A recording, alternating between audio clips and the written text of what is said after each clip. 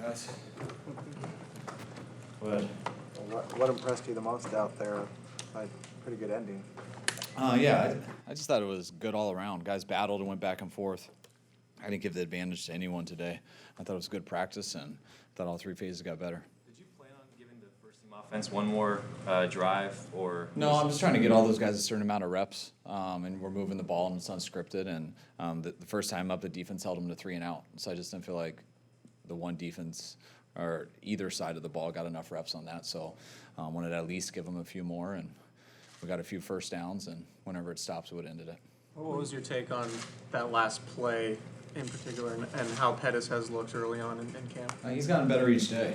He's going through some of his rookie bumps like they all do. But I think he's gotten better each day. Seemed like he had a real good day out there today, and I hope it continues. When you were reviewing Pettis' college film, did you ever notice him going against Sakala? No, I didn't. Yeah, we didn't go back far enough. He had enough from the recent years, but yeah, I never saw the matchup. Was this the most physical camp so far? Seemed like there was a lot of... The practice? Yeah. Yeah, it seemed like that a little bit more today. A few of those, there seemed like a little more hits down the field on a few screens and stuff. I don't get to see the end of them. I'll see when I get to the tape, but yeah, I did feel the same thing you did out there, which I was happy about. How much time do you spend with Jimmy breaking down film after a practice like this, typically on a training camp day? Every day. Yeah. There's not a practice that goes by that we don't watch together. Is it usually, is it one-on-one, or is it all? No, it's all the quarterbacks and the quarterback coach. Sometimes we'll get the whole offense together. We haven't yet, but we will when we feel it's needed. Is it mostly a one-sided conversation, or is it? No, it's never one-sided. Yeah. I mean, you usually teach what I think should happen, what they should do, and then you ask why. And sometimes they messed up, or sometimes they might see it differently. But I always want to hear that. Yesterday you said you're already looking to get Taylor some reps with the ones even before Armstead got hurt. Does that mean you're already looking to see maybe this guy could start for us? No, it's just, he went against the threes a bunch, and he had done a pretty good job. So it's, you do that consistently, and you want to see how he goes against some different guys. So we wanted more just put him in some situations to see him against some different linemen, and I'm sure we'll continue to do that with a ton of positions. I thought he did a very good job. He's continuing to be consistent, and it's always a learning experience, just like I said with Pettis and everything. It's one good play, 2 bad plays, and then you hope they learn from the bad plays. But it's in his body, and he's willing, and he plays physical, and now it's about how many reps you can get him in situations to see if he gets better or worse as you put more on his plate. He's big, tall, he's got long arms, he moves really well, it seems like. How does a guy like that slip until the 7th round? Was it all injury related? Yeah, I think so. It's very hard to find, especially D linemen. It's a tough position to find. It's very hard to find it late, and so then you got to take some risk on guys with injuries and stuff like that. And that's why I think we were fortunate enough to have him available there for that reason. What's your plan for CJ? Is he going to go back for his grandfather's Hall of Fame induction? Yeah, he's going to go back. I know it means a lot to him. He would never tell us, and he definitely didn't ask. And then when I told him he had to go and he didn't have a choice, then he told us how thankful he was. So, he's going to go there Saturday, which is a day off. So it works out well. Unfortunately, with this West Coast time difference that I've gotten used to in the last year, he's got to fly back Sunday morning, and he won't get here till practice starts. So he'll probably miss that practice that Sunday, but it'll be a good chance to get Nick and Jack a few more reps. With Pettis, he says people have told him he kind of has crazy legs and he runs a little bit differently, but one thing that stands out is that he still moves efficiently, and particularly at the line of scrimmage, beating press and things like that. Are those things you've noticed when breaking him down, and how do you feel about his ability to win at the line of scrimmage early on in camp? I feel very good. I think that's one of the reasons, we had him targeted very early in the draft, and I think that's why we traded up to go get him, because we knew he had a skill set that fit us. It's sometimes hard to see in college because they don't see a lot of man-to-man coverage. It's so much zone, and you don't have to be great with your feet when you're pretty talented, because you can beat a lot of guys you're better than anyways. But you could see it sometimes. But the thing you could see, he was such a good kick returner and got so many opportunities returning the ball. You could see he had the movement and stuff with the ball in his hands. And now it's about showing him that he naturally can do it and get him to do it in his routes. And if you can make guys miss with your feet when you have the ball in your hand, you should be able to do it in routes too. And to combine that with his speed and his hands and his intelligence, which he's very smart, you feel pretty confident that he's going to continue to get better. He has blue hair and likes cats and maybe is a little bit of a different personality Yeah. than you would find in the normal NFL locker room. Have you noticed his teammates embracing that, and has he received any guff from anybody about stuff like that? Yeah, it's I think I still consider myself somewhat young, but that's definitely the sign of difference in generations. My age out, we didn't roll like that, and now I feel like it's kind of cool. So it's whatever.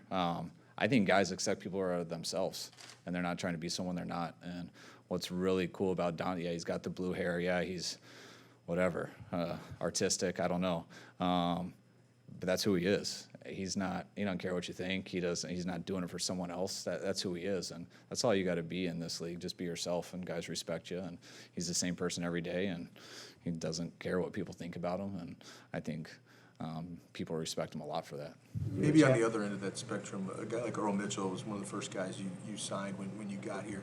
How much is having kind of a dependable veteran guy like that really helped set the foundation for what you've It's tried to do? huge, and especially when we came in, because people are trying to see. No one knows us, and they don't know what we want, and we tried to bring in the type of guys we wanted, and from a work standpoint, and it always starts with your talent level. You have to be good enough to do the job we're asking you to do, but it's very important that people watch the people you bring in. They watch the people you give money to, and that's why people like him and Pierre and Juice, even guys like Logan last year. I mean, they were important guys to bring in because we needed them to play, to be successful, but also because they're the exact type of culture and workplace that we want. And I think guys gravitate to them. It's a lot easier this year. Our team works very hard. I very rarely have to come in and tell guys to work harder. Makes it easier as a coach and stuff that you can focus on making them better at football and things instead of just trying to get them to be the best they are. We got the right type of guys, and it's just important for them to get their max potential. It is us. When you say it's a lot easier, you mean you reached a point where the locker room kind of polices itself? Is that kind of thing? Yes, and it's not real until that happens. I mean, we can talk here all we want, and people can please us one day, and then when it gets tough, they're going to show their true colors. So you never know if it's working until you don't have to do it, and we've noticed that since we came back. We noticed that a lot towards the end of last year. It got stronger throughout OTAs, and it's continued into training camp. Marquise obviously took a big jump last year. It seems like he could be on the verge of taking another big jump. You said Marquise? Yeah, Marquise. I don't know. You probably don't get into saying how good can he be or where does he rank in the NFL. But I mean, what do you think could be his potential this year? I mean, as high as the things you're saying. I mean, you need the opportunities, you need the coverages to be right. You never know stat-wise and stuff how that'll play out, and to be considered that. I mean, I think you always need the stats to go with that because that's what people are going to notice. But Marquise, we brought him in here as a speed guy who could blow the top off, who we thought could do other stuff, and it didn't happen right away. It's a credit to him. It's a credit to Mike LaFleur. They've really worked at it, and he does every day. I mean, we gave Keith the day off today, and you can just, everywhere you look, he's in the background working on his feet, doing little things, so it's slow motion and stuff, but that's how he's developed in his routes, and he's gotten a lot of confidence in catching the ball. And, I mean, when you can beat man coverage like that on almost any route we give you, and he's catching it consistently, we're excited about his year, and I expect him to get a lot of opportunities, and if he doesn't, it's because he's pulling coverage to him, and he can give a lot of other guys opportunities. So I expect him to be a big part of our success this year. With Aaron Burbridge, what did you see in him to keep him around even through the injury, and how has he been through camp so far? He's flashed a little bit. With Burb, it started with special teams. When I came here and interviewed a number of special teams coaches, everyone spoke so highly of him. He was very well respected in the special teams world around the league, and when you do that, there's usually a place for you in this league. He was a little slower of a starter for us at receiver. It took him some time last year. I don't know how ready he was to help us with special teams last year, but he had a great chance to make this team I don't know how much he had a chance to help us on offense last year, but he had a great chance to make it last year on special teams. He ended up getting hurt. We had to IR him the year off. He's always been good at special teams, but he's really come around as a receiver. He's in this mix at receiver, not just special teams, and he's been really good in camp so far. Yesterday, Kyle just talked about you using Sherman getting beat by Goodwin as a coaching point.